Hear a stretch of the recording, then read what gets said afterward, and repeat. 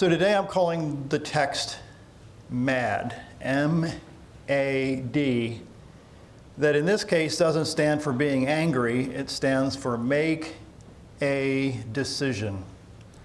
And I think some of us are in a rut at different times in our lives where we choose not to make a decision. We choose to get into this routine of stuff instead of making choices in our lives that can make our lives better. Over in Hebrews chapter 2, I want to read from the Message paraphrase of the text.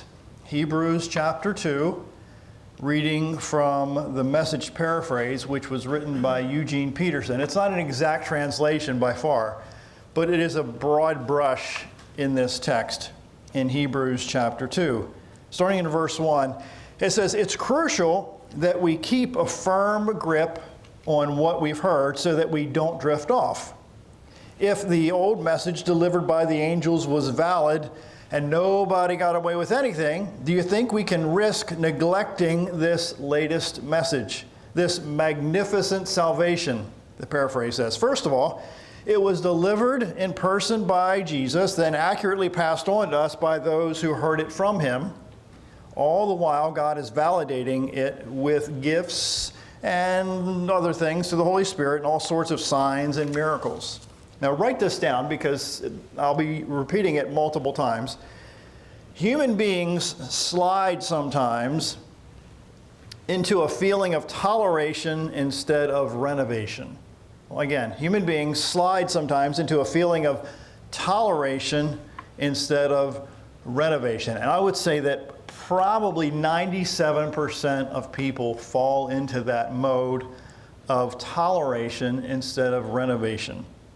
Both of these texts suggest that it's up to you and me to be proactive in some form by paying attention to what we've been taught, hence what Hebrews is talking about here. So there's times that I think we've had opportunities to serve, and like when Jesus taught, but and those opportunities sometimes stare us in the face. But we ignore those opportunities to make a difference in people's lives. Let me share a story that was written by Whitney Hess. Whitney Hess shares, a 21-year-old college student named Brandon Cook, he went to see his grandmother in the hospital. She's not doing well. In fact, she's craving soup, but hates the hospital food. What she really wants is clam chowder from Panera Bread. Some people like Panera Bread, and she loves Panera Bread.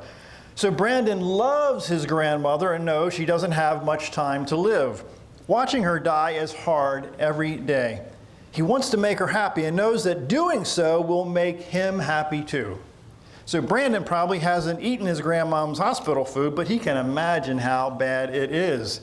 He feels that she really deserves better, and he wants to give it to her.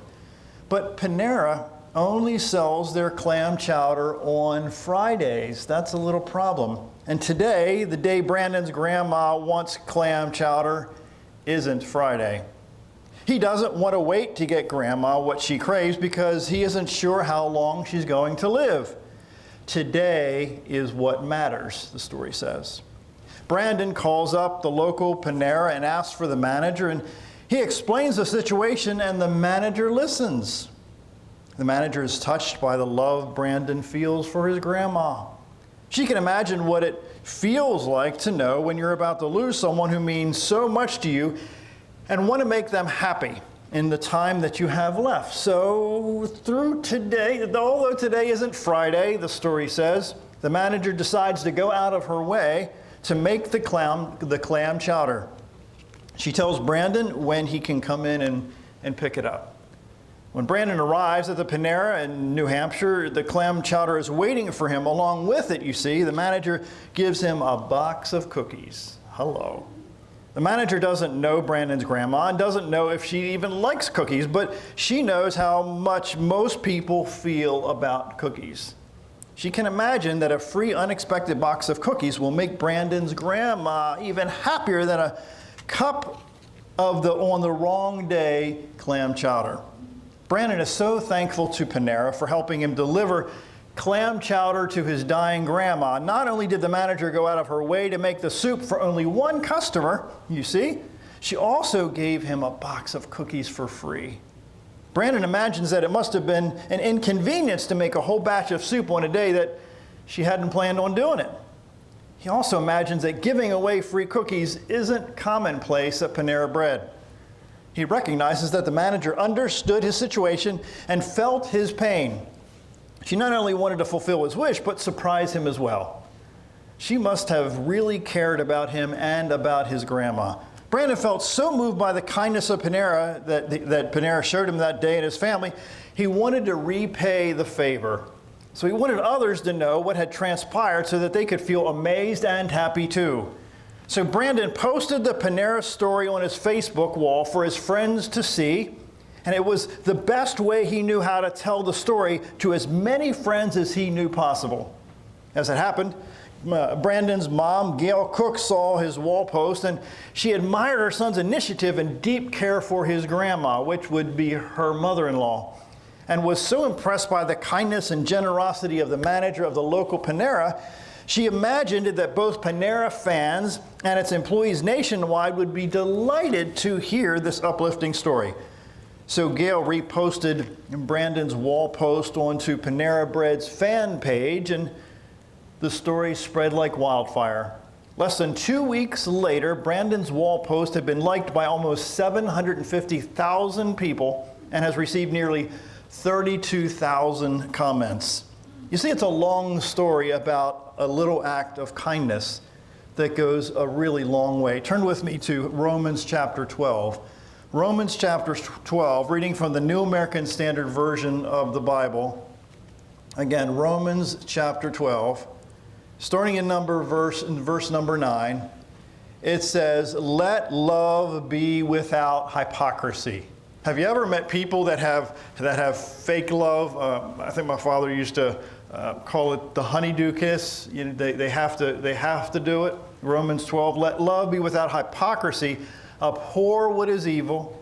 Cling to what is good." And here's the main text of this piece. Is be devoted to one another in brotherly love. Be devoted to one another in brotherly love, giving preference to one another in honor. You know how difficult that is sometimes to give preference to one another in honor?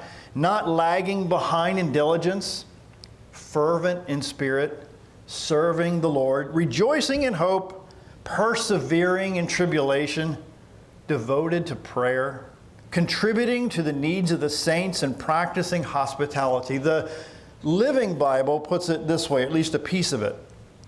It says in verse 9, "Don't just pretend that you love others." You know how many pretenders we have out there? Really love them, it says. Hate what is wrong. Stand on the side of good. Love each other with brotherly affection. And take delight in honoring each other. You know how difficult it is to honor the other person that maybe rubs you the wrong way? Anybody here have people who rub you the wrong way, but the Bible still says to honor each other? That's easier said than done some days. Number 11, verse 11. "Never be lazy in your work, but serve the Lord enthusiastically." Goes down to verse 12. "Be glad for all God is planning for you. Be patient in trouble and prayerful always." Verse 13. "When God's children are in need, you be the one to help them out. And get into the habit of inviting guests home for dinner as they need lodging for the night." Again, this is a paraphrase of this text. So as I read this text, this is just my translation, is that we're supposed to be proactive in doing good things to other people and or for other people. Not just it doesn't happen accidentally, or it shouldn't happen accidentally. Shannon Elder writes, "Courage can't exist without action. Courage can't exist without action. Anything else is a lion without his roar."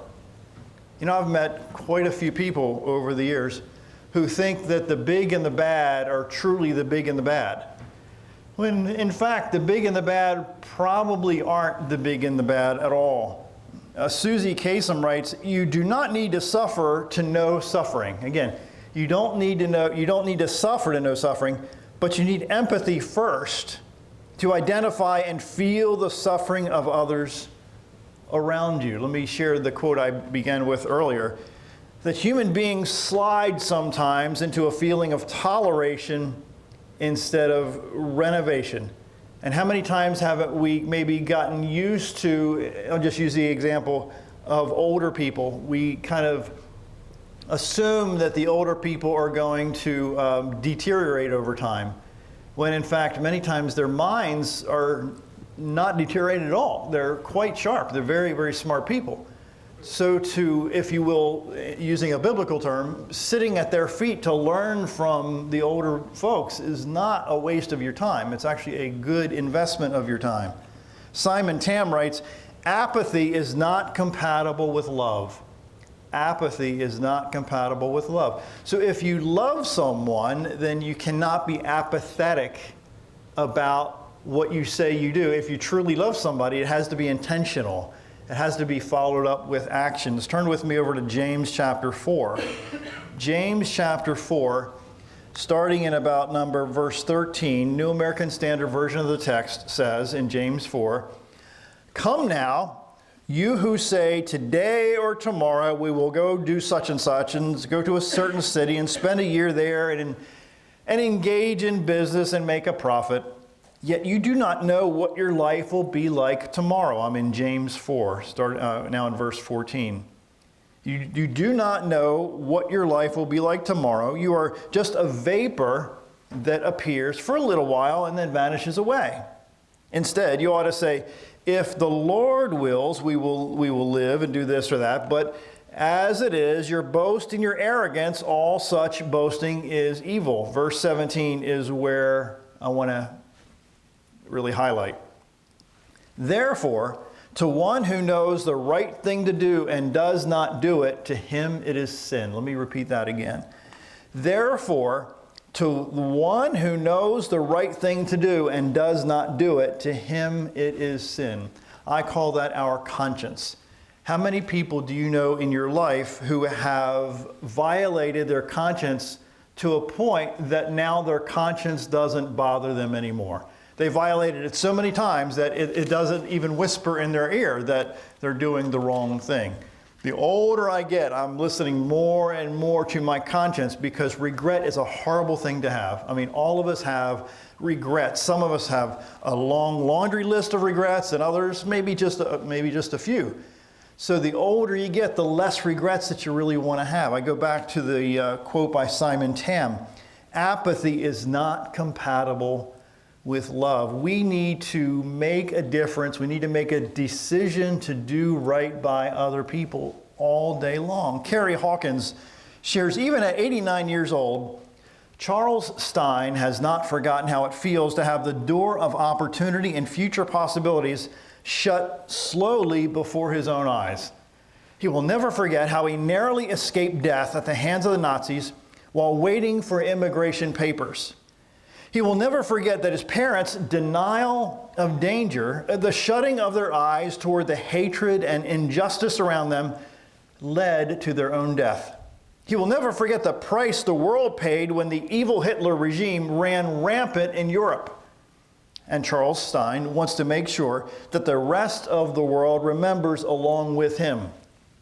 Sharing his stories and memories of a stateless passport, the haunting words, "Kill that Jew," society's, apathetic response to Hitler's policies and his desperation to escape, Stein recounted his experience as a survivor of the days leading up to the Holocaust during Team Redstone's Days of Remembrance.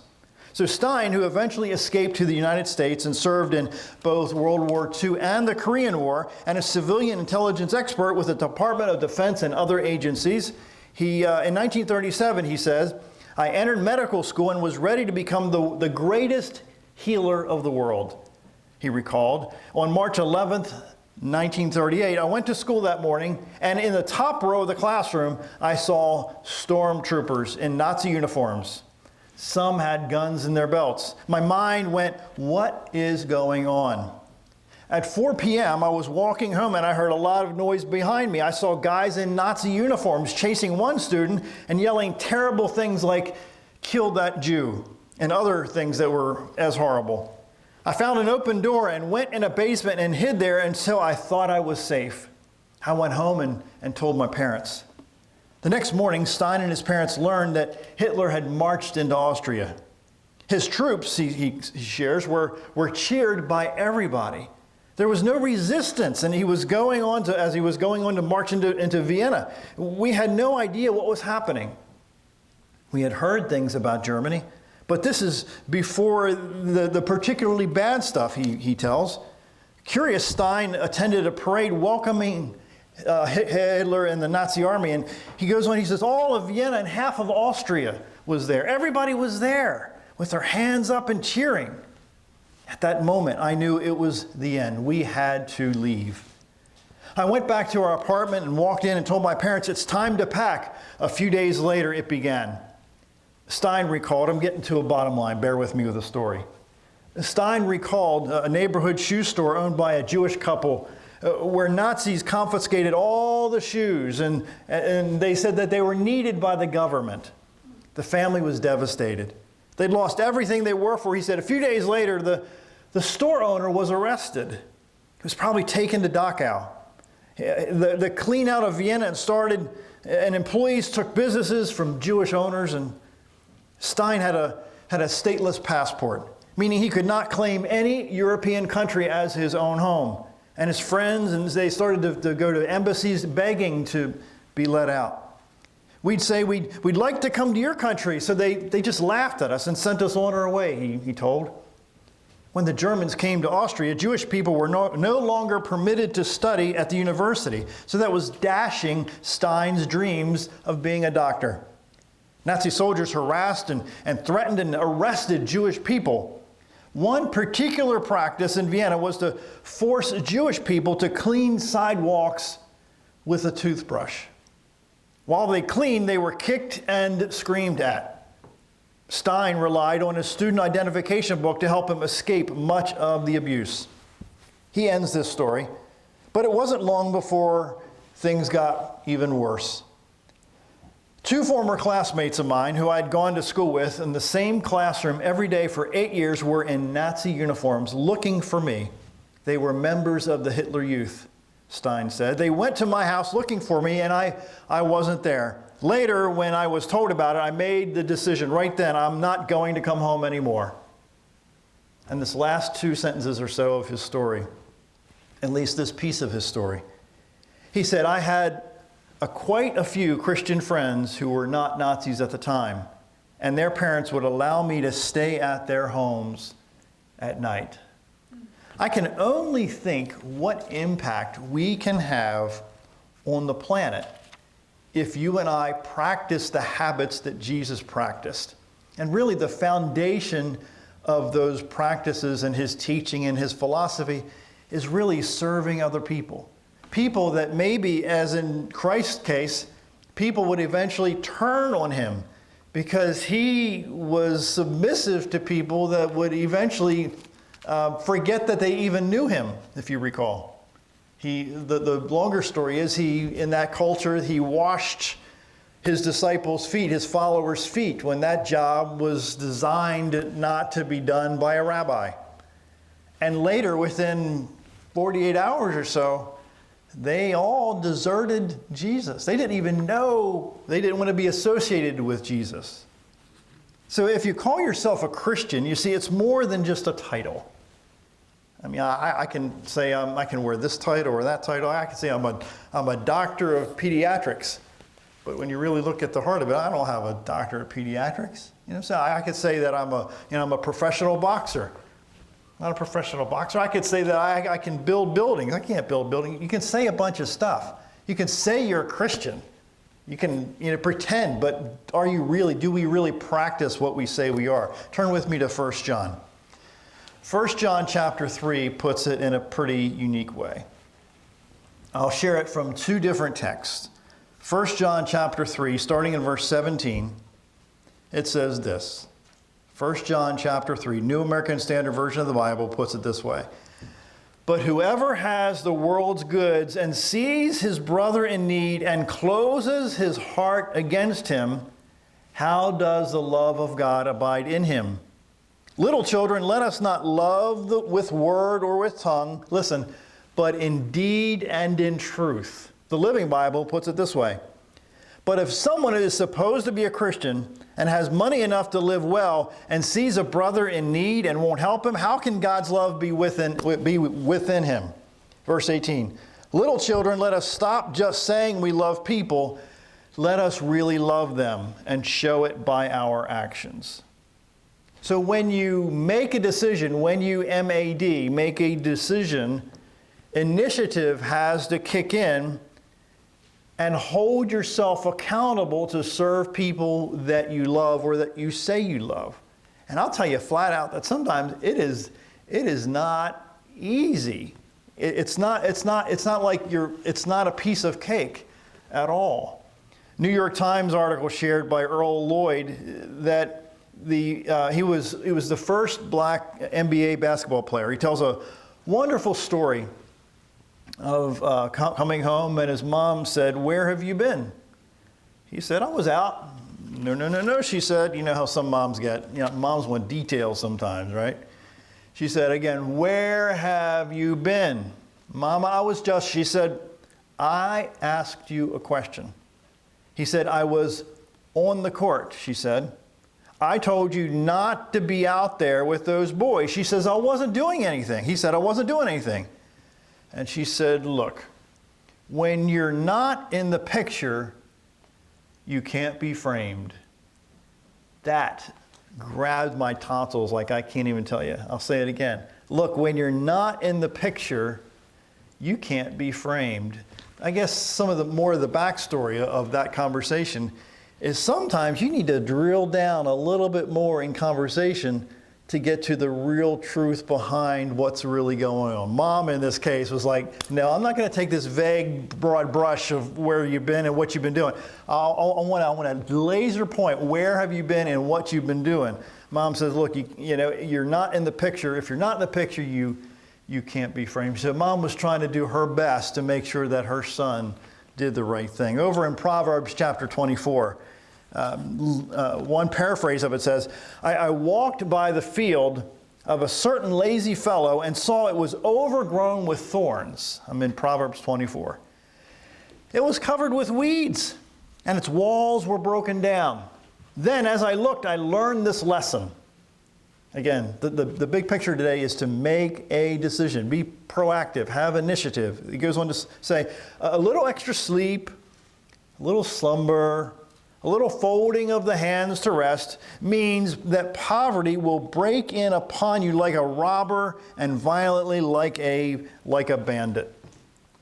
How many times I know, I've been there many times, that you just didn't feel like get going in a particular day. You just want to stay in your bed. I know young people have a tendency to just want to stay in bed all day long. I think some of us, in quotes, adults, tend to want to do that from time to time. But we all know that if we don't get up and get going, then what happens? Nothing. Nothing happens. Nothing gets done. Ernest Heed is a little poem or article that Charles Dupree wrote. He says, there was a man named Ernest Heed who simply refused to listen. But when his wife cooked apple pie, his eyes would always glisten. Ernest had a few close friends named Apathy and Lazy. They, like Ernest, refused to hear and drove other people crazy. One day, Ernest and his friends went on a trip for rest and relaxation. Then suddenly an angel appeared without an explanation.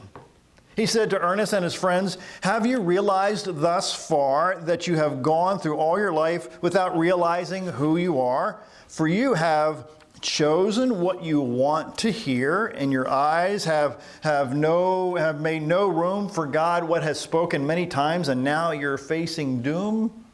Ernest and his friends passed away that day with angels' words in their ears, for they have ignored and refused to listen for many, many years. The meaning behind the words, my friends, is evident and clear. When the Lord speaks to you, make every effort to hear. Maybe I'm just different. Some would say, yeah, you really are different, John. Maybe it's because I do a lot of writing and I do a lot of speaking to share and teach and try to inspire. So I'm looking for messages and examples and illustrations almost everywhere because I want to leverage whatever is coming in to go right back out in a positive way to help other people. But I think I shouldn't be the only one, or maybe not the only one is a substantial stretch, but one of the fewer people, because there's messages all around us. If we turn off some of the noise in our lives, we can pay attention to lessons that are coming at us from a variety of ways, in ways that you may not even think about. I was in the family room yesterday, and Matthew's, he's watching his soccer highlights, and there's just some words that popped up, and I got my phone out and I'm typing, some of the words that were being, I'm not talking curse words, I'm talking just words from the coach that just like when Karen was up here a few weeks ago, there was a word that Karen said, and that carried me, and it eventually inspired several thousand people the following weekend as a result of the one word that Karen spoke that day, that she probably doesn't remember it, and I, can't remember it right this second, I'm embarrassed to say. But there was, again, we just never know. What was that? Perpetual, I think, was the word that Karen used. I can't remember. But anyway, the point is that you don't know what wisdom is going to come into your ears unless you're looking for the wisdom to come into your ears that can change your life. So the point of the example is to go through life having a heart that's open, having a mind that's open, that maybe there's a lesson wherever you are. It doesn't have to be in a church or a school or the workplace, but it could be anywhere, is the point I'm trying to make. Stephen Maraboli writes, apathy is a trap. There is no challenge, so there is no reward. Remember, there is always free cheese in a mousetrap. There's always free cheese in a mousetrap. How many times haven't we kind of gotten discouraged because we want things to be easier? When, sometimes the easy stuff gets you in the biggest trouble because it looks so good, it looks so tempting, it looks so delicious. But oftentimes those easy things drag you down a hole that's just really, really bad. Jack Hale shared, the wooden fence around our yard was black from mildew in parts, but it was mostly sun-bleached gray. The grime was heaviest around the sprinkler heads, where Florida humidity turns the porous wood into a mildew factory. I had grown accustomed to the funk and had gotten so used to its presence that it didn't bother me anymore. In fact, my fence looked just like everybody else's in the neighborhood. They're about the same age and have, the same issues with my fence, except for a few of the newer homes that have been built. My privacy fence was awful, but I was okay with it. Enter my next door neighbor. Ed decides to do something radical. He didn't ask me or anything. He just decided that he wanted to pressure wash his fence. As one of the few folks who moved north to be here, he came from South Florida about a year ago and seems to have fresh eyes on our little neighborhood in town. He hated the grimy fence and decided to do something about it. Over a 3-day period, he pressure washed all that grime off the wooden planks that separated us as neighbors. The boards looked brand spanking new on his side. My side looked even worse in comparison. I was convicted. It wasn't so much a keeping up with the Joneses thing. Their name was Wise after all. Rather, I was convicted by my years of apathy and inaction.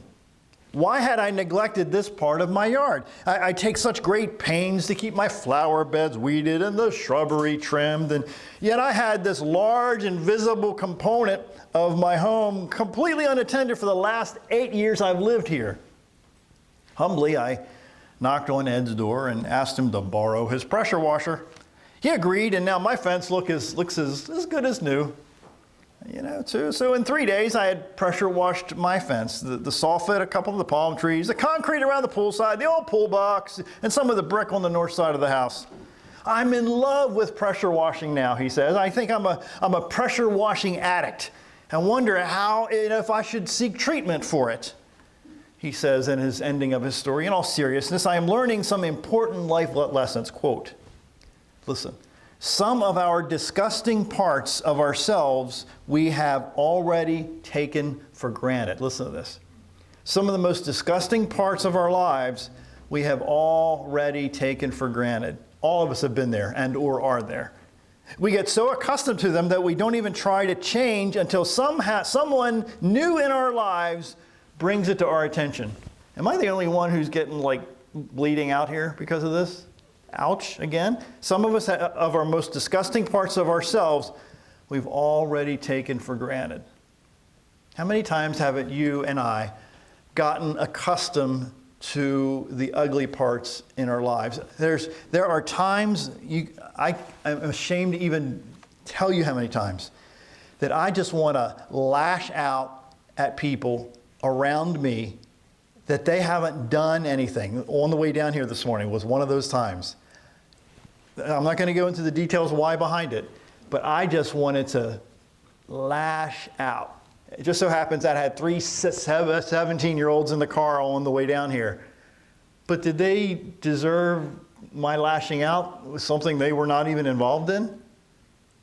So the tendency for some, not everybody, but I'll say for me, maybe for you too, to lash out at people that don't deserve to be lashed out to.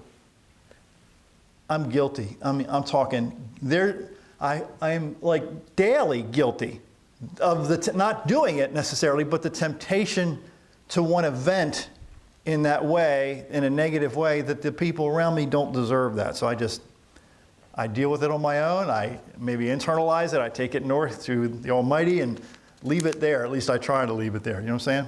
A guy named Craig Lounsborough writes, when we surrender our apathy, listen, when we surrender our apathy and expect the world to deliver everything to us, listen to this, we deliver ourselves to a slow death and we sacrifice, listen, the best of our potential to the worst of our decisions. How many people do you know who for the last 20, 30, 40 years have said, I will get to it later. I'll get to it later. I'll get to it later. And like the guy with the fence with the mildew on it, over a period of years and decades, it's almost irreparable because the delay has caused so many other layers of stuff to be piled on there. It gets more and more difficult to deal with. Over in Joshua chapter 24. Joshua chapter 24 is a fairly long story. I'm not going to get to the whole thing right now, but I do want to skip down to a part of it. So this piece of the text is the Almighty reminding the people that called themselves God followers that God had done so much for them in a reasonably short period of time.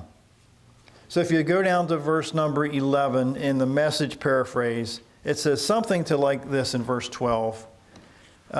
It says, I sent the hornet ahead of you. And this is for those who don't know, in this culture, in this time in history, God did a lot of work for people that they didn't have to do themselves in order to prepare the way for them. I think that is not so different than what's happening right now. Because when you and I decide to do the right thing for the right motivations, then oftentimes good things happen behind the scenes that we can't see happening. But that stuff behind the scenes would not have happened if you didn't take the steps forward to do the right thing by people in your life. So in verse 14, it says this, so now fear God, worship Him in total commitment, get rid of the small g gods your ancestors worshipped at the far east side of this particular place. Verse 15. If you decide that it's a bad thing to worship God, then choose a God you'd rather serve, the paraphrase says, and do it today. Choose one of the small g gods your ancestors worshipped from the country beyond, the river. But he says, in the last part of this text, As for me and my family, we worship God. So Joshua had to stand up, and I think oftentimes you and I are tempted not to stand up and do the right thing when the majority is going the opposite direction. How many times haven't you and or I read through history that the minority, the fewer people, the one or two in a group of hundreds or thousands stood up and said, no, this is not the right way to go. We're going to go this way. And it changed an entire culture, and it changed a country. It changed an entire part of the world. Someone once said, the lazy one says, everything has been said and done. I have nothing to add. Think about that. I say again, the lazy one says, everything has been said and done. I have nothing to add. How many times haven't you and I gotten into that rut? And there was a guy that lived, maybe 100 years ago. He said, everything that has ever been invented has been invented. This is before cars. This is before airplanes. This is before they were talking just trains, steam trains that were out at that time. That's all they had. And no telephones, none of that stuff. He said, but everything that has been invented has been invented. Talk about small thinking. Sometimes I think you and I have to choose to get out of that comfort box and push us out of that environment of taking it easy and staying in this rut, that sometimes the rut is just, that rut gets deeper with each pass you go down the rut. It's deeper, and then before long, you haven't even lived yet. Andrew Root writes, apathy sets in, listen, I like this. Apathy sets in when our passion for the future is miscarried. Also, apathy sets in when we allow fear to rule our hearts. When you and I allow fear to rule our hearts, the excuse that comes in is apathy. We cover it up, we masquerade it, we put icing on it to make it look prettier than really what it is. But really at the heart of apathy, many times, not all the time, but many times is in fact fear. There's a temptation, I think, for some people to wait until something good comes their way. Somebody said one time, I can't remember who said it, but good things happen to those who wait. Well, there's somebody else smarter than that says good things happen to those who hustle. I mean, oftentimes when you wait around for stuff to happen, it just doesn't happen if you don't get, and I go back to what James said, that faith and works have to go hand in hand. You can have all the faith in the world and all the great motivations and the great heart and the passion to make a difference in people's lives, and you're going to pray all day long, Jesus, help the people over in this part of the world and that part of the world and next door and at work. But until you start doing something about it, it's a bunch of hot air. I'll be very frank with you. I mean, just praying only goes so far. That's another sermon. Over in 1 Samuel chapter 25, I'm not going to read the story. I want to share a piece of the story. Samuel, the prophet in the Old Testament, had passed away, and the people came to mourn for Samuel. But then there was a situation where David approached Nabal to offer some protection. And Nabal was pretty insulted by it. So David was pretty ticked off that this guy turned his offer down. So David was, I guess at that time, he was a hothead, I guess. But then David said, you know what, I'm going to take my guys and kill some people. I mean, I'm not suggesting that that's the right thing to do at all. But I'm saying this is what happened. But Nabal's wife, Abigail, did something that I don't think has happened too often. She leaves the husband for a time, a couple days, and takes some helpers and takes food to David and his men. And she explains that her husband's really a jerk and an idiot and all this stuff. And then David accepts the peace offering, because most of us know, who are guys, that the way to our heart is through our stomach. So Nabal is oblivious to most things, but Abigail explains everything to her husband the next day, and the guy drops dead. He just heart attack and drops dead. So when David hears that Nabal is dead, he said, she was pretty hot when she brought me the food. I'll ask her to marry me. So Nabal's wife Abigail and David got hitched. But the theme, the larger image that I want to share is that the initiative of Abigail saved a lot of lives. The initiative of Abigail saved a lot of lives. There are times that when it's our job, listen, there's times when it's our job to be the peacemaker. And I don't really care to be the peacemaker some days. I don't know about you guys, but But what if Abigail would not have been the peacemaker to David and his men that were offended, and that's a loose term, offended at this guy? That a lot of people's lives would have been lost. So Abigail didn't have a title. She didn't have she was, the wife of the big guy, but she took initiative to do something that she didn't have to do because her husband had an attitude, or his ego got in the way.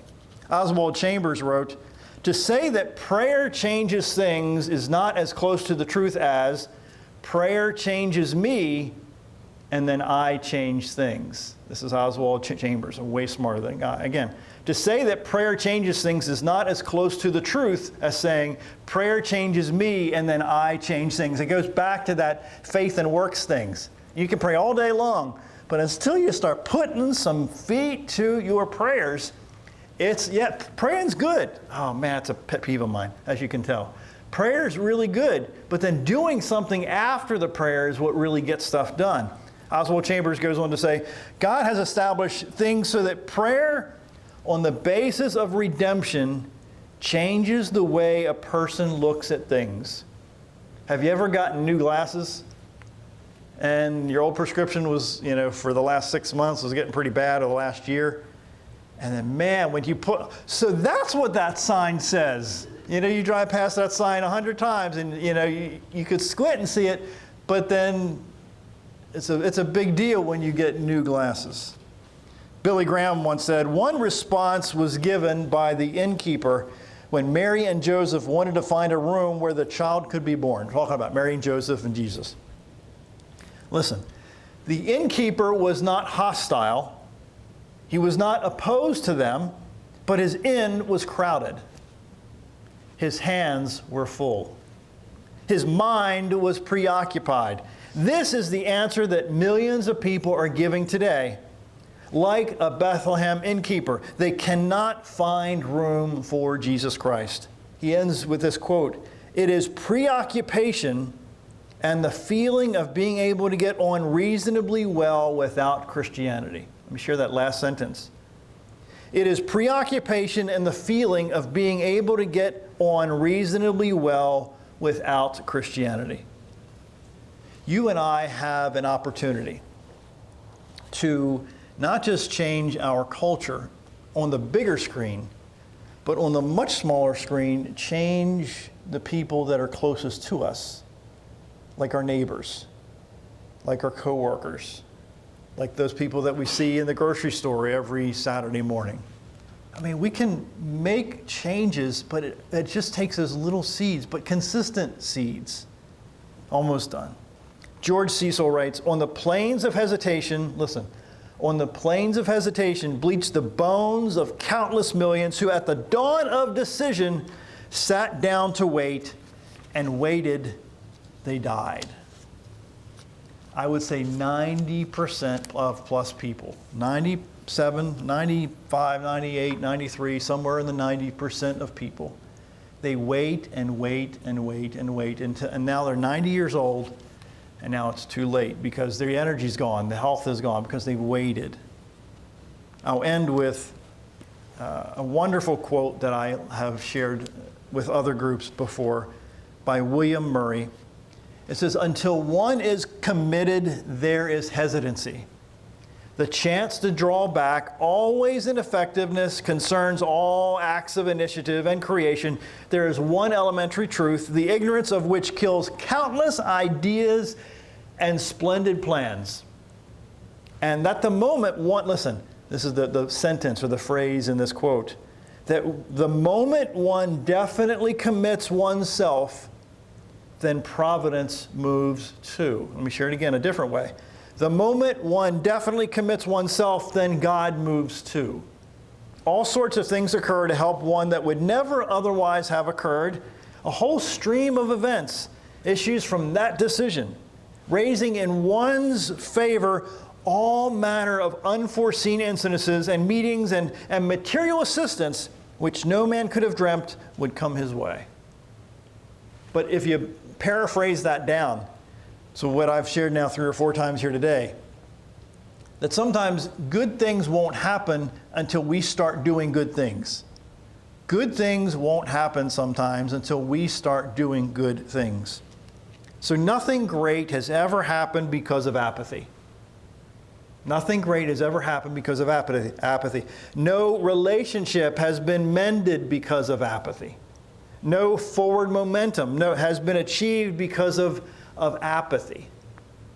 You can't get in good health because of apathy. You know, you can't build relationships because your heart says, I want to build a relationship with somebody, but until you take the steps to build a relationship with people, how many times haven't you been at work and thought that the person next to you or down the hall or around the corner had this chip on their shoulder and they're always nasty, but the more you get to know them, it wasn't that way at all. But you judged them for all these years, because you thought, you assumed, let me be bolder, you were apathetic toward that person because you didn't want to maybe invest the time, or the assumption was so big and the stereotype was so huge that you didn't want to push through that and see what was really at the heart of maybe the heart of the individual. I go back to what Jesus did. Jesus washed the feet of people that would have within a few hours turned their back on him. And don't you think he knew that? Of course he knew that. In fact, he said that. Kind of, sort of, didn't he? But he still washed their feet. So make a decision, make a decision to have an environment of action in your life. Make a decision to have and to build an environment of action in your life so that stuff gets done in your life more consistently than thinking that it's going to happen in time by itself. Because generally speaking, that's not the way it's going to work. So get mad. Make a decision.